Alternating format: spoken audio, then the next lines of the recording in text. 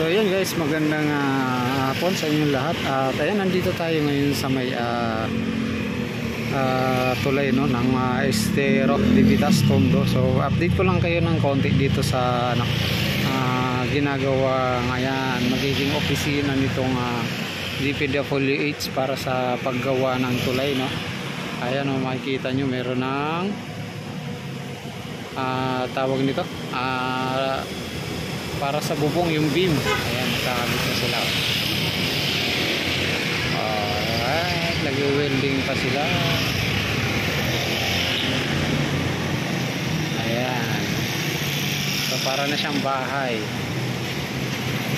Ayan, yung floating container na yan no? Napakalaki at ang haba. Ayan. So yun nga guys no, para siguro ito yung magiging tirahan ng mga gagawa dito sa itong bagong tulay na to na gagawin dito, kasi tingnan nyo naman yung tulay oh. Ayan, sira-sira na at yun nga, bulok-bulok na rin talaga, hindi na talaga inayos pa dahil yun nga, talagang papalitan na ng bago para mas matibay.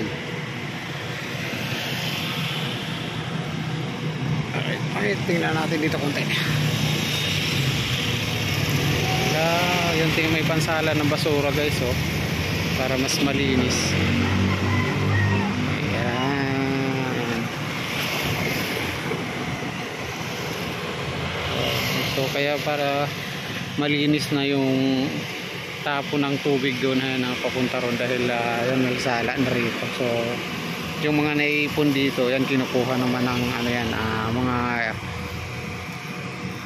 Estero Rangers. So yun, at doon naman yung pumping station no. Yan. So yun guys, in-update ko lang kayo